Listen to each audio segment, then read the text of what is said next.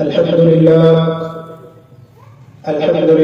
نحمده ونستعينه ونستغفره ونعوذ بالله من شرور أنفسنا وسيئات أعمالنا. من يهده الله فلا مضل له ومن يضلله فلا هادي له.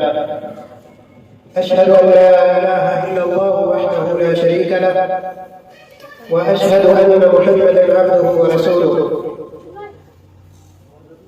أما بعد فأعوذ بالله من الشيطان الرجيم. بسم الله الرحمن الرحيم.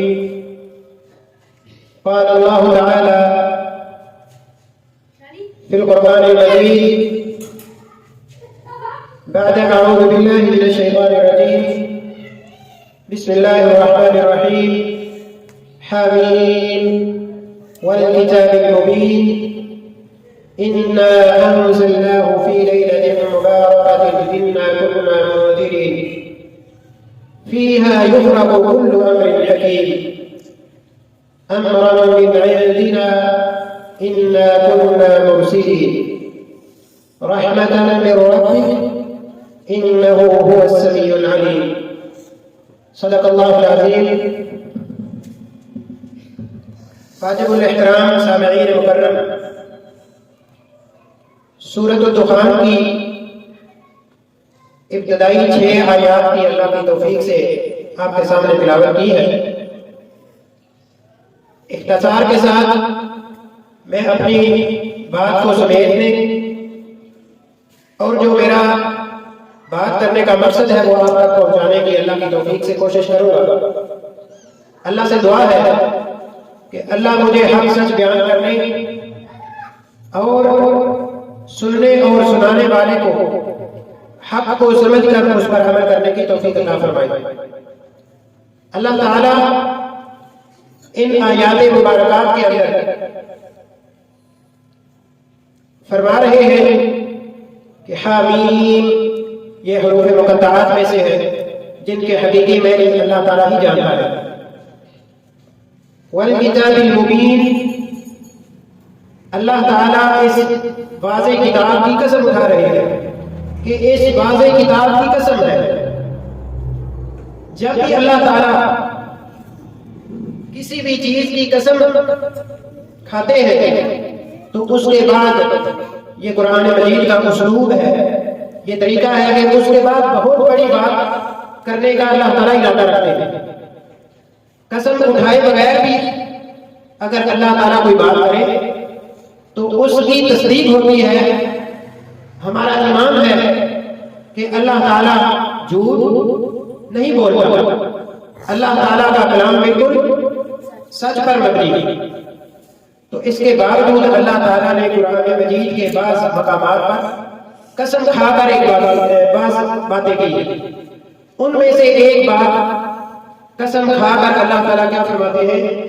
اِنَّا أَنزَلْنَاهُ فِي لَيْلَةٍ مُبَارَكَةٍ کہ بے شک ہم نے قرآن مجید کو مبارک رات کے اندر نازل فرمایا ہے.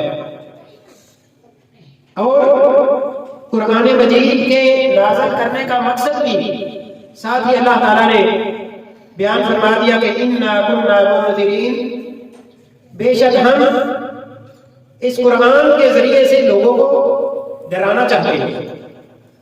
تو ڈر کا مطلب کیا ہے کہ اللہ تعالیٰ کے جو احکامات ہیں، جن کاموں کے کرنے کا حکم اللہ تعالیٰ نے دیا ہے وہ کیے جائیں اور جن کاموں سے اللہ تعالیٰ نے روکا ہے ان سے رکا جائے.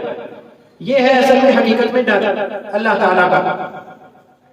تو اس آیت میں جو ایک چیز اللہ تعالیٰ نے بیان فرمائی ہے کہ اِنَّا أَنزَلْنَاهُ فِي لَيْلَةٍ مبارکہ ہم نے اس قرآن مجید کو برکت والی رات میں نازل فرمایا ہے. سب سے پہلے ہم نے یہ دیکھنا ہے کہ برکت والی رات کون سی ہے. کیا ہم اپنی طرف سے اپنی مرضی سے اس رات کا تعین کر سکتے ہیں؟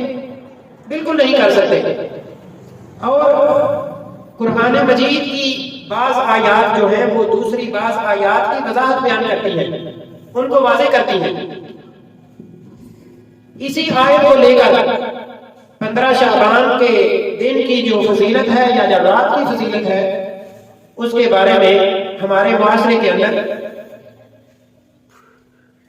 بہت سارے لوگ بہت ساری طرح طرح کی چیزیں جو ہے وہ پیش کرتے ہیں. آج ہم دیکھیں گے کہ کس کا موقف قرآن مجید کے مطابق ہے اور کس کا عمل جو ہے وہ قرآن مجید کے خلاف ہے. سب سے پہلی بات اس چیز کو سمجھنے کے لیے ہم ترجمہ قرآن کی کلاس اللہ کی توفیق سے چلا رہے ہیں. آپ سب جانتے ہیں سورۃ البقرہ پہلے سپارے کے اندر ہی اللہ تعالیٰ فرماتے ہیں، قرآن مجید کی شان اللہ تعالیٰ بیان فرماتے ہیں، یضل بہ کثیرا ویہدی بہ کثیرا، کہ قرآن مجید ہی کے ذریعے سے بہت سارے لوگ کیا ہوتے ہیں؟ گمراہ ہو جاتے ہیں اور بہت سارے لوگ ہدایت حاصل کرتے ہیں. اب سوچنے کی بات یہ ہے کہ کیا قرآن مجید گمراہ کرتا ہے؟ جبکہ اللہ تعالیٰ نے پہلے فرمایا ہے یضل بہ کثیرا، اس قرآن سے گمراہ بہت سارے لوگ ہو جاتے ہیں. تو کیا ہم اس سے نعوذ باللہ ہم یہ سمجھیں کہ قرآن مجید لوگوں کو گمراہ کرتا ہے؟ نہیں، قرآن مجید لوگوں کی ہدایت کے لیے اللہ تعالیٰ نے نازل فرمایا ہے.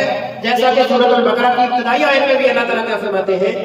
ذالک الکتاب لا ریب فیہ ھدی للمتقین، کہ یہ ایسی کتاب ہے جس کے اندر کوئی شک نہیں، اس کے اندر متقین کے لیے جو اللہ تعالیٰ سے ڈرنے والے ہیں ان کے لیے ہدایت ہے. تو بات کو میں لمبا نہیں کرنا چاہتا، جیسا کہ بات کو سمجھانے کے لیے قرآن مجید ہی سے میں نے مثال لی ہے کہ یضل بہ کثیرا، کہ اس قرآن مجید ہی کی وجہ سے بعض لوگ گمراہ ہو جاتے ہیں. اب گمراہ کیسے ہوتے ہیں؟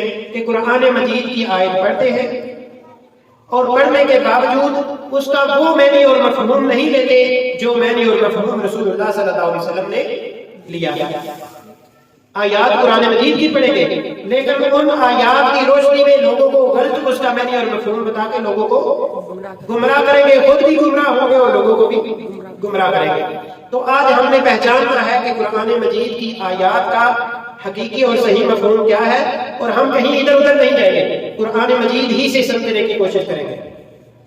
تو سب سے پہلے ہم یہ سمجھ لیں کہ لیلۃ مبارکہ سے یہاں مراد کیا ہے، اور اس آیت اس رات کی اللہ تعالیٰ نے فضیلت کیا بیان فرمائی ہے، فیہا یفرق کل امر حکیم، اس رات کے اندر جو بڑے بڑے کام ہیں ان کا فیصلہ کیا جاتا ہے.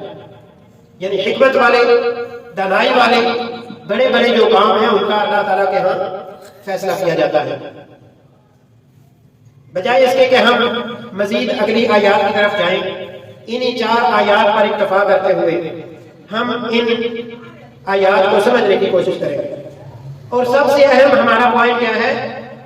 لیلۃ مبارکہ سے سب سے پہلی بات سمجھیے گا. اللہ تعالیٰ اس آیت میں کیا فرماتے ہیں؟ انا انزلناہ فی لیلۃ مبارکہ، ہم نے قرآن مجید کو نازل کیا ہے برکت والی رات میں. اب ہم نے دیکھنا ہے کہ وہ برکت والی رات ہے کون سی، کیونکہ اس آیت میں اللہ تعالیٰ نے صرف لیلۃ مبارکہ ذکر فرمایا ہے. اسی آیت کو سمجھنے کے لیے جب دوسرے مقام پر ہم سورۃ البقرہ دوسرے پارے کے اندر جاتے ہیں تو قرآن مجید کے نازل ہونے کا مہینہ اللہ تعالیٰ واضح فرماتے ہیں. اس آیت میں تو صرف ایک رات کا ذکر ہے نا، کہ ہم نے برکت والی رات میں اللہ تعالیٰ نے قرآن مجید کو نازل فرمایا. جب سورۃ البقرہ ہم دیکھتے ہیں دوسرے پارے میں اللہ تعالیٰ کیا فرماتے ہیں؟ شہر رمضان الذی انزل فیہ القرآن. سورۃ البقرہ کی آیت نمبر ہے 185. ان چیزوں کو اپنے پاس بے شک نوٹ رکھیں. سورۃ البقرہ کی آیت نمبر 185. اللہ تعالیٰ فرماتے ہیں شہر رمضان الذی انزل فیہ القرآن، کہ رمضان کا ایسا مہینہ ہے جس کے اندر ہم نے قرآن مجید کو نازل فرمایا. زیادہ تفصیل میں جانے کی بجائے ہم اسی پر اگر اکتفا کریں تو قرآن مجید ہی کی آیت ہمیں یہ بتا رہی ہے کہ قرآن مجید کس مہینے میں نازل ہوا؟ کس مہینے میں نازل ہوا؟ رمضان میں. اور اس آیت کو اور سورۃ الدخان کی آیت کو جو پہلے میں نے پڑھی ہے ان دونوں کو ملایا جائے تو یہ پتہ چلتا ہے کہ یہ جو لیلۃ المبارکہ ہے وہ کس مہینے کے اندر ہے؟ رمضان مہینے کے اندر ہے، کیونکہ وہاں اللہ فرماتے ہیں اِنَّا أَنزَلْنَاهُ فِي لَيْلَةٍ مُبَارَكَةٍ، ہم نے قرآن مجید کو نازل کیا ہے کس رات میں؟ برکت والی رات میں۔ آجا بیٹا آگے آجا، آجا آجا شاباش، دروازے پہ نہ کھڑے ہو جی۔ قرآن مجید کو برکت والی رات میں اللہ تعالیٰ نے نازل فرمایا۔ دوسرے مقام پر اللہ تعالیٰ فرماتے ہیں ہم نے قرآن مجید کو رمضان میں نازل فرمایا۔ اب رمضان کی کتنی راتیں ہیں؟ 29 یا 30۔ تو اس سے پتہ چلتا ہے کہ یہ جو لیلۃ المبارکہ ہے نا وہ رمضان کے اندر کوئی رات ہے۔ اب تیسرے مقام کی طرف آتے ہیں۔ اللہ تعالیٰ نے کوئی چیز چھپائی نہیں، ہر چیز اللہ تعالیٰ نے الحمدللہ واضح کی ہے، لیکن یہ کن کے لیے واضح کی ہے؟ جو سمجھنا چاہتے ہیں۔ اب تیسرے مقام کی طرف آ جائیں، آیات آپ جو ہے وہ ذہن میں رکھ لیں۔ سورۃ الدخان کی پہلی 3 آیات اور اسی طرح سورۃ البقرہ کی آیت نمبر 185۔ تیسرے مقام کی طرف جب ہم بڑھتے ہیں تو 30واں پارہ، سورۃ القدر، اللہ تعالیٰ کیا فرماتے ہیں؟ اِنَّا أَنزَلْنَاهُ فِي لَيْلَةِ الْقَدْرِ، کہ ہم نے قرآن مجید کو نازل کیا ہے لیلۃ القدر میں، یعنی کہ قدر والی رات میں۔ اب احادیث کو جب ہم پڑھتے ہیں تو ہمیں پتہ چلتا ہے کہ لیلۃ القدر کس کو کہتے ہیں۔ نبی صلی اللہ علیہ وسلم نے فرمایا کہ لیلۃ القدر جو ہے وہ رمضان کے آخری عشرے کی تاک راتوں میں سے کوئی ایک رات ہے۔ آپ سمجھ لیں اس کو، آخری عشرے کی تاک راتیں کیسے ہو؟ 21ویں کی رات جو کہ 20ویں روزے کے بعد ہوتی ہے، شاباش۔ اسی طرح 23ویں کی رات جو کہ 22ویں روزے کے بعد ہوتی ہے، 2 ہو گئی۔ اسی طرح 25ویں کی رات جو کہ 24ویں روزے کے بعد ہوتی ہے، 3 ہو گئی۔ 27ویں کی رات جو کہ 26ویں روزے کے بعد ہوتی ہے، 4 راتیں ہو گئی۔ اور اسی طرح 29ویں کی رات جو کہ 28ویں روزے کے بعد ہوتی ہے۔ یہ کل 5 راتیں ہیں، جن میں سے ساری 5 راتیں جو ہے وہ لیلۃ القدر نہیں ہے، ان میں سے کوئی ایک ہے۔ اور بعض اہل علم کے نزدیک کسی رمضان میں کوئی رات لیلۃ القدر ہوتی ہے انہی 5 میں سے، اور کسی رمضان میں کوئی دوسری رات ہوتی ہے، لیکن انہی 5 راتوں میں سے کوئی ایک ہوتی ہے۔ تو اس لحاظ سے آج ہم نے یہ سمجھ لیا کہ قرآن مجید کی ہی آیات سے ہم نے یہ پتہ چلا لیا کہ لیلۃ المبارکہ اصل میں کون سی ہے رات، جو کہ لیلۃ القدر کی رات ہے۔ اب یہ تو ہوگا قرآن مجید کا فیصلہ۔ آخری بات کہ جو لوگ یہ کہتے ہیں کہ لیلۃ المبارکہ سے مراد 15 شعبان کی رات ہے اور اس رات کو شب برات کا نام دیتے ہیں، سب سے پہلے کچھ چیزیں جو ہے نا وہ یعنی پوائنٹس ہوتے ہیں جو آپ کو سمجھنے سے تعلق رکھتے ہیں۔ سب سے پہلی بات یاد رکھ لیں کہ اسلام جو ہے وہ پورے کا پورا عربی زبان میں ہے، پورے کا پورا عربی زبان میں ہے۔ عربی زبان کے اندر شب کا لفظ موجود ہی نہیں ہے، شب کا لفظ موجود ہی نہیں ہے۔ اسی طرح برات کا لفظ جو ہے وہ عربی زبان میں موجود ہے، لیکن برات کا مطلب ہوتا ہے بیزاری، ٹھیک ہے، کسی سے اظہار لا تعلقی کرنا۔ تو لیلۃ المبارکہ سے اگر شب برات سے اگر ہم یہ سمجھ لیں کہ یہ بیزاری کی رات ہے تو بیزاری کس سے کرنی ہے؟ اپنے بہن بھائیوں سے، اپنے معاشرے سے، نعوذ باللہ اپنے اللہ سے بیزاری کرنی ہے، کس سے کرنی ہے؟ اسلام تو محبت کرنے والا دین ہے، اسلام تو ایک دوسرے کے ساتھ جوڑنے والا دین ہے، لیکن ہم کیا کہتے ہیں کہ یہ شب برات ہے، لا تعلقی والی رات ہے۔ کس سے لا تعلقی کرنی ہے؟ اسلام تو کسی سے لا تعلقی کا حکم نہیں دیتا۔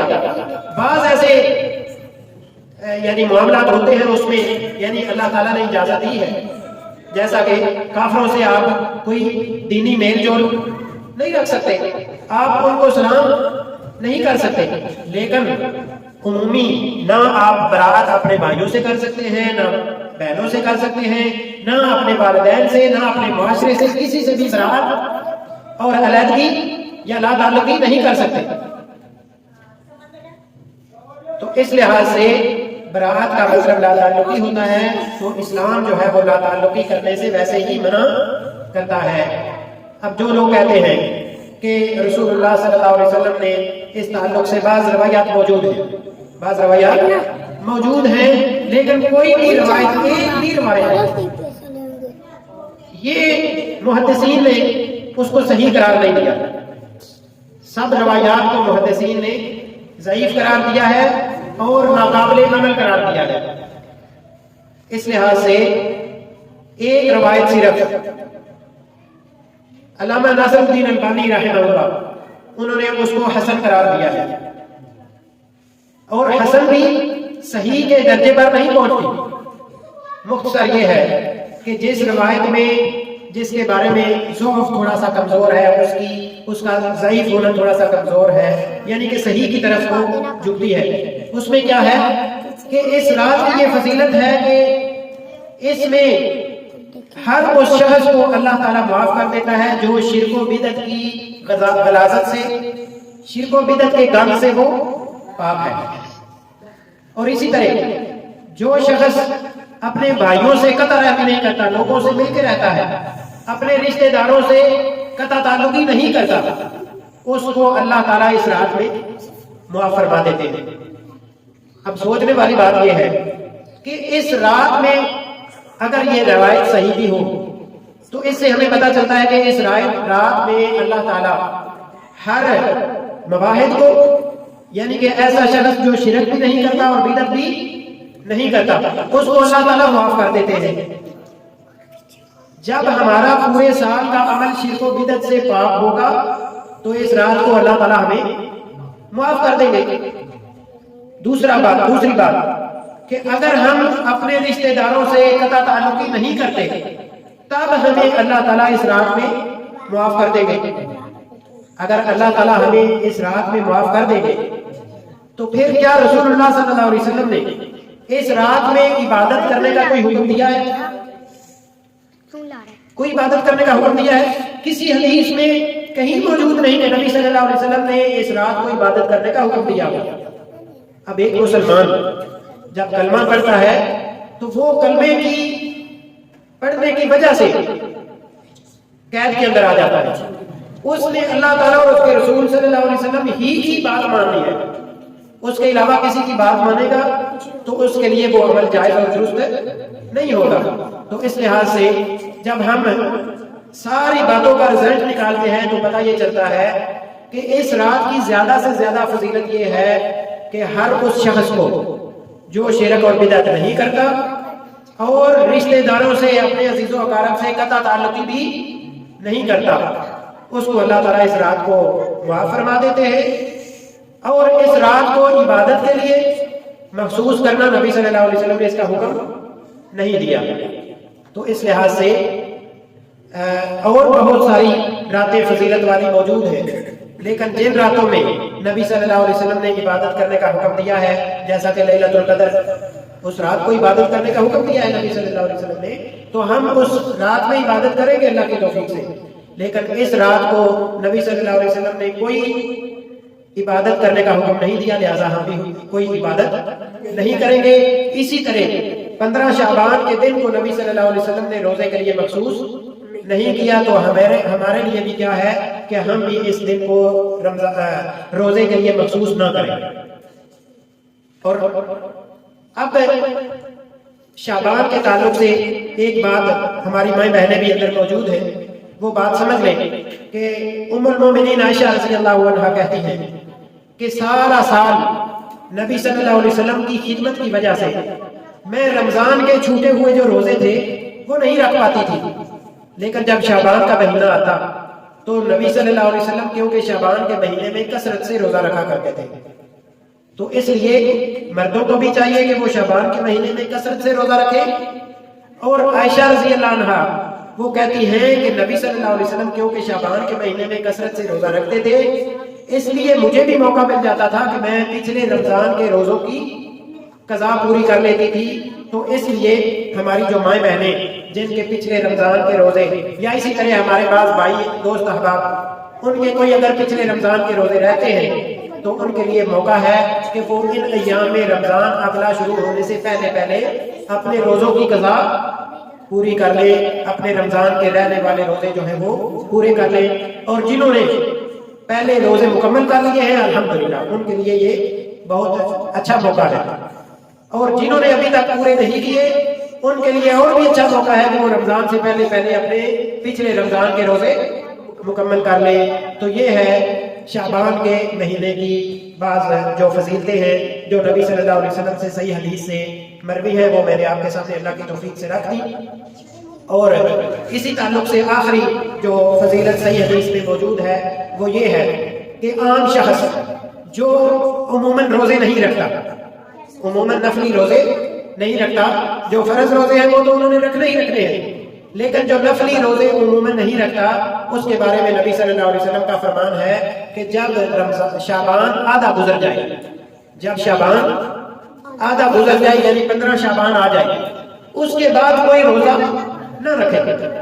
یعنی کہ جن کے روزے پہلے رہتے ہیں ان کے لیے اجازت ہے کہ وہ روزہ رکھ لیں, اپنے رمضان کے روزے جن کے رہتے ہیں وہ پورے کر لیں.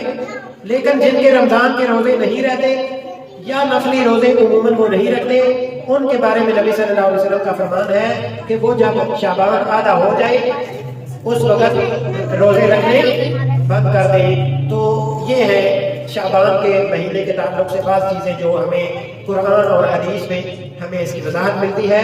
تو جو لیلۃ المبارکہ ہے, جو جس رات میں اللہ تعالیٰ ہر بڑے کام کا فیصلہ کرتا ہے, وہ کون سی رات ہے؟ لیلۃ القدر کی رات ہے. وہ لیلۃ القدر کی رات ہے.